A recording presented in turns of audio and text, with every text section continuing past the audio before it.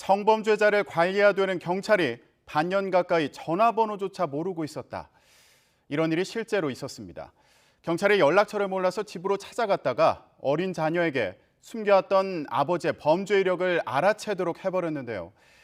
관리기간 10년 종료를 불과 몇 달 앞두고 담당 경찰이 바뀌면서 연락처가 전달되지 않아서 벌어진 일이었습니다.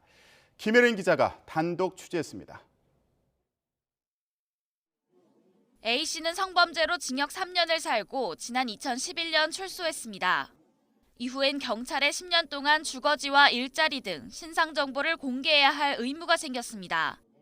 9년 넘게 꼬박꼬박 빠짐없이 보고해왔지만 정보 공개 대상자 해제를 불과 몇 달 앞두고 담당 경찰관이 바뀌더니 갑자기 전화도 문자도 받지 않기 시작했습니다.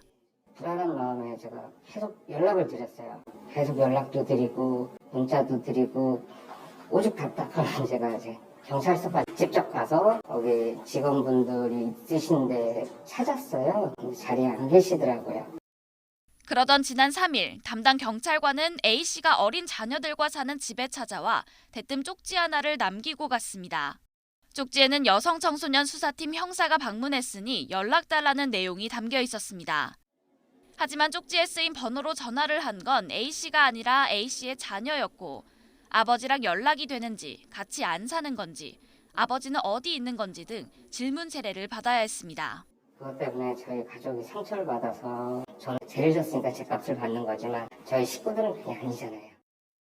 뒤늦게 연락이 닿은 A씨는 담당 경찰관으로부터 황당한 이야기를 들었습니다. 지난 몇 년 동안 같은 번호를 사용했는데 전화번호를 몰라서 찾아갔다는 겁니다.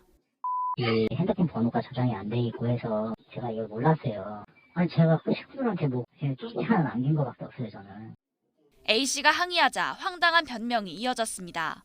제가 관리하는 게 준희 씨 한 명만 관리하는 게 아니에요. 당연하죠. 50명 정도 돼요. 제가 요새 좀 뭐라고 할까 개인기 피칭이라고 해야 되나 이게 좀 말하는 게 좀 어렵더라고요.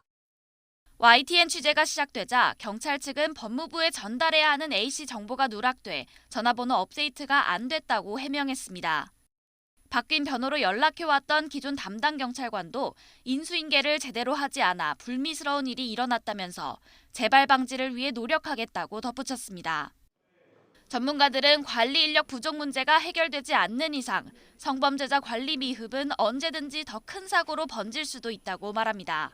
모든 성범죄자를 다 감시할 수 없으니까 똑같이 재범 위험성이 정도에 따라서 아예 재범 가능성이 없다면 그냥 뭐 보호관자 조건도 없이 한다든가 이런 차등적인 그런 관리 감독 체계를 만들 필요가 있고요. 성범죄자 신상정보 신규 등록 건수는 2019년 12,000여 건으로 경찰 1명이 많게는 80명을 관리해야 하는 상황. 전문가가 재범 위험성을 평가해 등록 대상자를 선별하는 등 인력 상황에 맞춰 체계적으로 관리할 수 있는 방안 마련이 시급하다는 지적입니다. YTN 김혜린입니다.